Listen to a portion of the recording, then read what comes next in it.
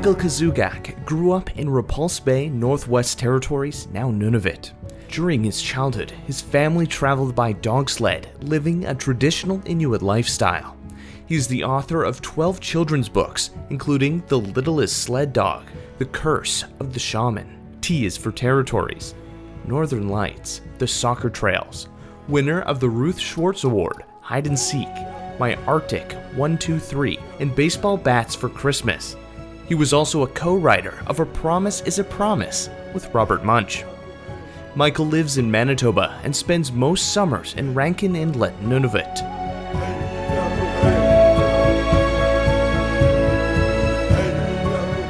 The language that we speak is one we call Inuktitut.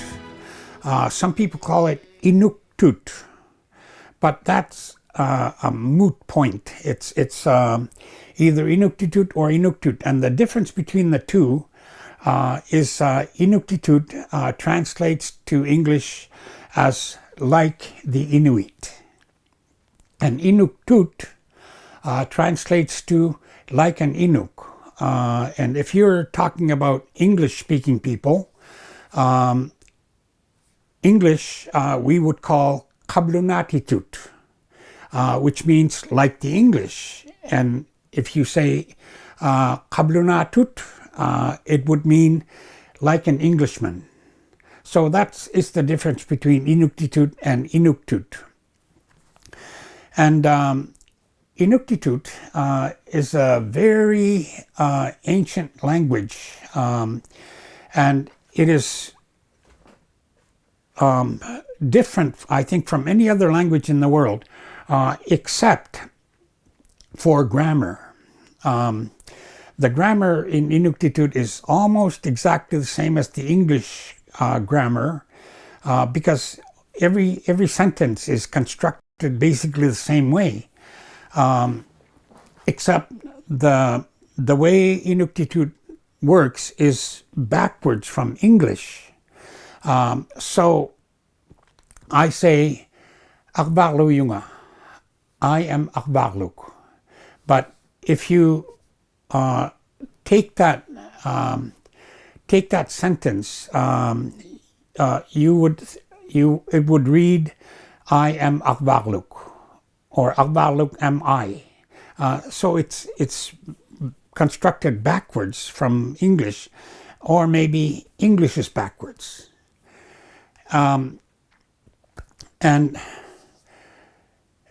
you can take, the thing about Inuktitut is that we have been teaching the language for a long time, but we have never really looked at it as a language to be studied, as like, it would be studied by a linguist.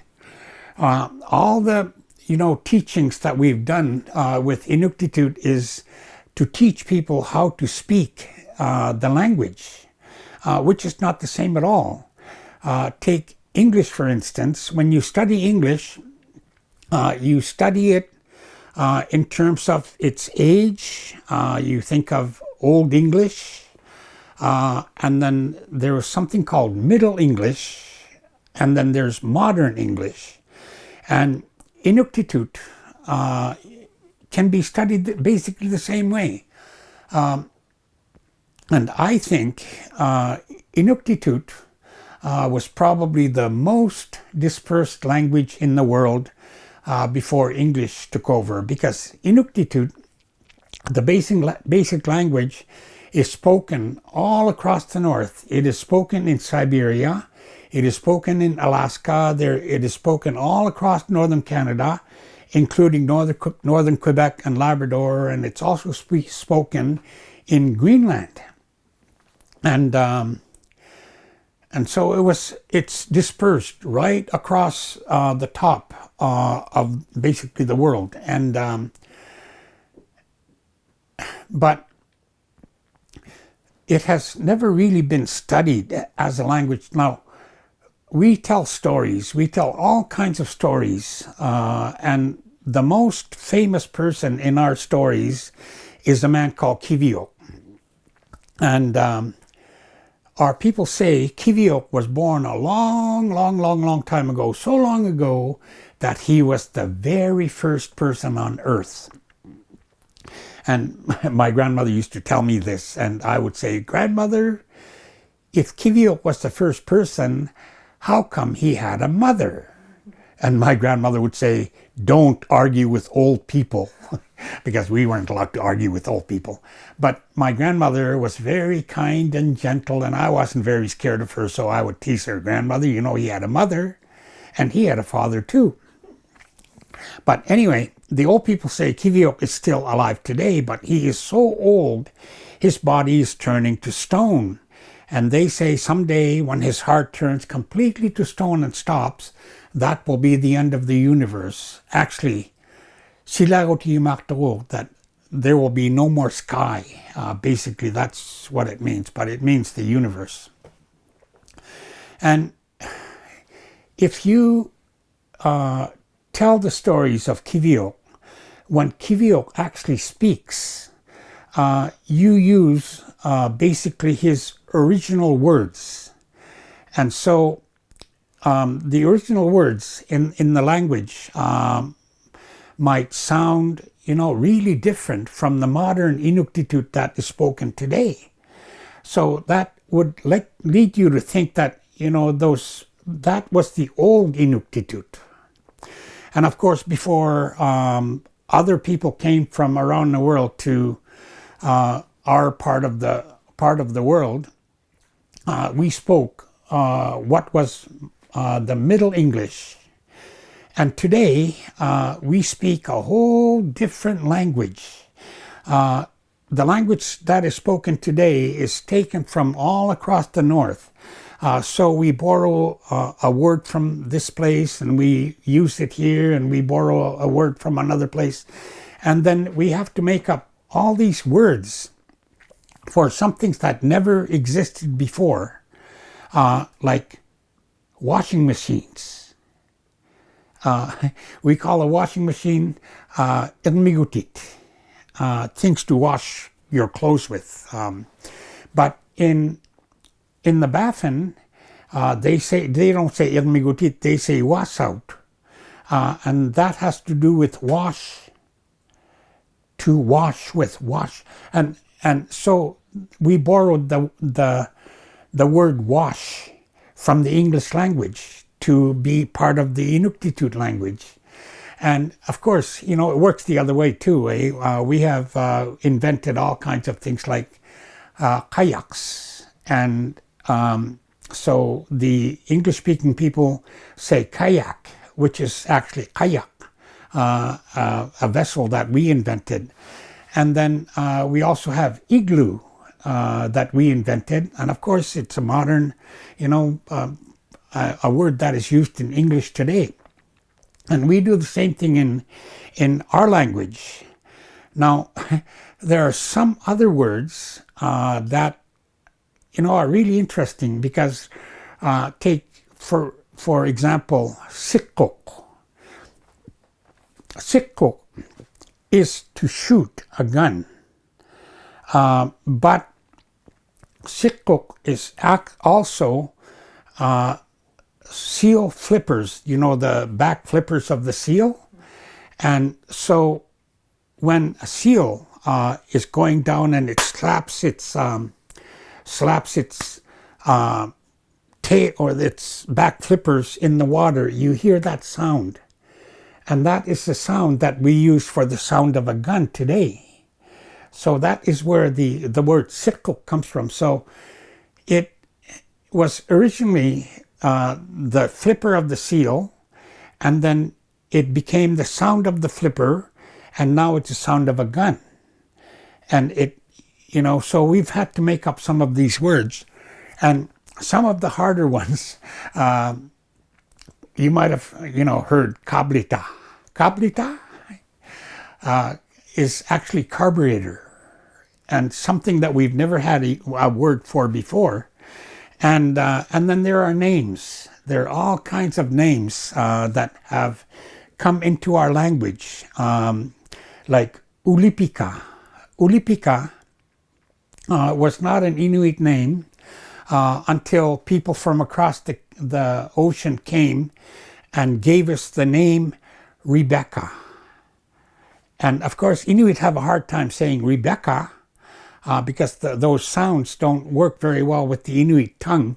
So we change it we modify it to Ulipika. And there are all kinds of other ones like Ituat. Ituat actually comes from the name Edward. And Pita. Pita comes from the name Peter. And I think one of the weirdest names is Kunilusi. Kunilusi, when I first heard that name, I had no clue where the name came from. And then one day I was in northern Quebec, and my host was taking me out hunting on a weekend, and he said, Kunilusi is coming with us. And this old guy came too, and his name was Kunilusi. And my host said, his real name is Cornelius. But nobody knows how to pronounce Cornelius, so we just call him Kunilusi. And so we have all these, words that have found their way into the modern Inuktitut language. So it's a changing language. One of the things that I find really, really interesting is as you go along the north, one thing that we do as Inuit is we name places by their character. So I come from Rankin Inlet. It's called Rankin Inlet in English. But in Inuktitut, we call it Kangitlnet because it is in what we call a Kangitluk, a bay.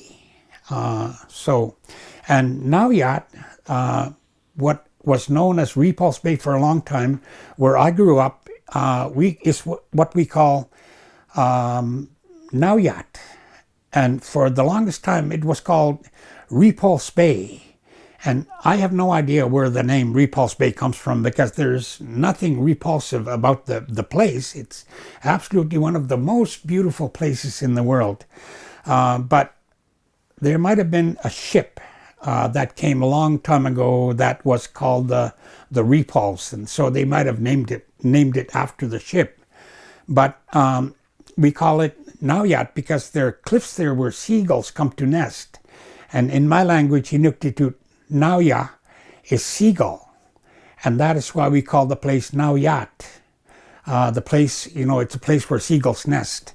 And there are all kinds of other places. Now, I think the really interesting thing is, people have been trying to figure out how Inuit migrated across the north, like where they come from, or where they came from thousands of years ago, and how they migrated across the north. Now, in Inuktitut, we have many different dialects.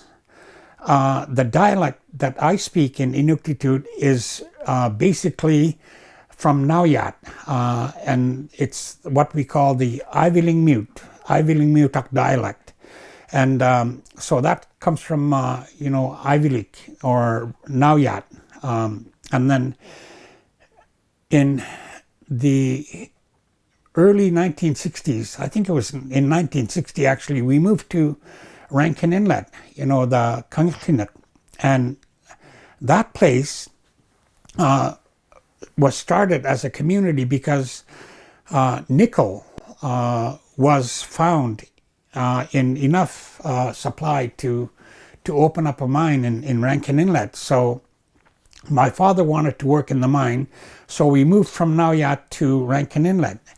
And in Rankin Inlet, there were people from all across the north who came to work at the mine. So in Rankin Inlet, we have all these dialects that converged in Rankin Inlet. And everybody that came kind of gave it their own flavor. So it has many different dialects that have been sort of fused into, what is basically the Rankin Inlet dialect today. And there are some people, like my boys, who grew up in that they were born there and they grew up there, and so they speak sort of a combination of dialects from all across the north, from northern Quebec, from way up in the the Oksuktuk or Johaven area, and down in Churchill, Manitoba, and everywhere. And that's where all the languages came together. And so that is my little history of the language Inuktitut.